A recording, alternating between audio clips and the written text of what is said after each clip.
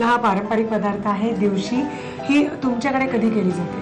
आमच्याकडे ब्रेकफास्टच्या वेळेलाच बहुतेक केली जाते. म्हणजे तसं काही पारंपरिक नाही, तसं काही सण वगैरे असं काही पर्टिक्युलर कुठच्या दिवसाला असं नाही, तसं काही कुठच्याही दिवशी तुम्ही कधी खाऊ, केव्हाही दिवशी खाऊ शकता. हो हो, फारच वाईट पिजवलं, पण ठीक आहे, नाव असेल दिवशी. दिवशी आहे ना. रोज रोज ते उपीट करून कंटाळा येतो. टिपिकल उपमा आणि हे ते तसं खाण्यापेक्षा हा वेगळा पदार्थ. साहित्य लिहून घ्या दिवशीचं. तांदळाचा रवा, ओली मिरची, हिंग, मीठ, मोहरी, तळण्यासाठी तेल. साहित्य तुम्ही बघितलं आपण काय काय घेतलं. आणि फार साहित्य नाहीच आहे, थोडक्यात साहित्य आहे, पण ते कसं करायचं ते बघूया आपण. मोहरी जराशी जास्ती लागते ह्याला. एवढी मोहरी लागते? हा, म्हणजे ती त्याच्यात ते भाजून त्या बाटीमध्ये ती हे लागते, खमंग लागते. अच्छा, ऑलमोस्ट आपण 3-4 चमचे मोहरी, 2 चमचे तरी आहे. हा, म्हणजे छोटे आपले जे फोडणी डब्यात असतात ते 4 चमचे भरून हिंग, ओल्या मिरची,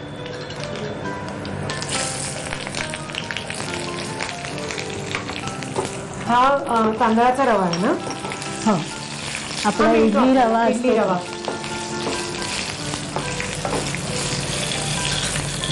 सगळा लागेल? नाही, थोडंसंच. आणि अगदी फोडणीला अगदी कमी तेल घालायचं. अच्छा, तरच मला वाटतं ते चिकट. हा, चिकट, उपीट चिकट झालं पाहिजे. कारण जर फोडणीत तुम्ही जास्ती तेल घेतलं तर मग ते फुलेल. आणि सरसरीत शिरा कसा करतो आपण, उपमा करतो, तसं ते उमलायला नाही पाहिजे ना. आणि रवा पण खूप भाजायचा नाही, थोडाच भाजायचा आणि लगेच डबल पाणी घालायचं. मला वाटतं एरवी आपला उपमा बिघडला की त्याच्या दिवसा करायला काय हरकत नाही. चालेल. काहीच जे नवशिके असतात, ज्यांना नवशिके असताना उपमा करायला सांगितलं, किंवा नवरे जेव्हा उपमा करायला जातात, त्यांचा जो उपमा त्यांच्या मते झालेला असतो तयार, त्या उपमा म्हणून खाण्यापेक्षा आपण दिवसा म्हणून केला बनवून खाणार. हा एक नवीन शोध आहे, हाही लिहून ठेवा. थोडं मीठ.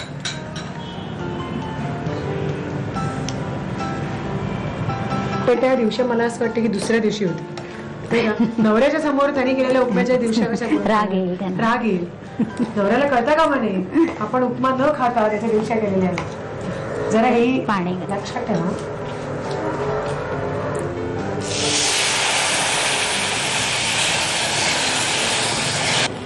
आता हा उपमा तयार करून घ्यायचा. एक 5 मिनिटं वाफ आणून घेतो याला. आपण जे वाफवून घेतलं उपीट, तर ते आलेलं आहे. आणि आता काय शेप देते त्याला अशा वाट्या करायच्या, दाखवते. हे असं कचोरी टाईप. अच्छा, अजून उभं नाही, उभं असं वाटी सारखीच करायची. ओके. पण मग असंच खायचं? हा, मी हे आता तळायचं ना नंतर. ह्याला परत डीप फ्राय पण करणार? डीप फ्राय करायची. आणि मग त्याच्यात ते खोबऱ्याची चटणी, लसणीची करून घालून खायचं. म्हणजे ह्याच्या आतमध्ये घालून खायचं ना? मस्त. ओके, मग हे असे थोडे करून घेऊया, म्हणजे मग ते तळता येतं. दिवसा तयार झालेल्या आहेत तळणीसाठी, डीप फ्राय करायचे. पण हे कसं सोडणार? अच्छा,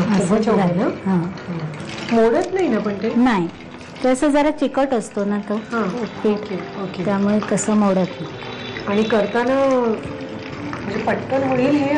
नाही, जरासा वेळ लागतो. त्यामुळे ते जर तुम्हाला खुसखुशीत व्हायला हवं असेल तर ते बाहेरच्या बाजूनी बेसिकली आतल्या खोलगट जो भाग गेला त्या बाजूनी सगळीकडे नीट तळलं गेलं पाहिजे.